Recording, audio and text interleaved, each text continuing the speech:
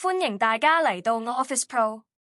唔好忘記訂閱我哋嘅頻道，咁樣就可以第一時間收到我哋嘅更新。Excel 批量調整圖片，首先將資料排序，令文字與圖片嘅次序一樣，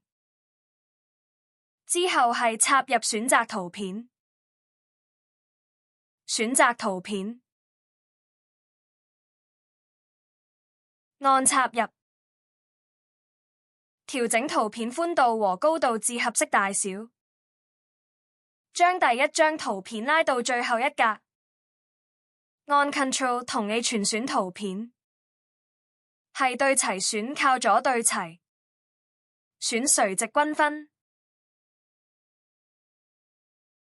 希望今日嘅介紹幫到大家，記得 Like and share.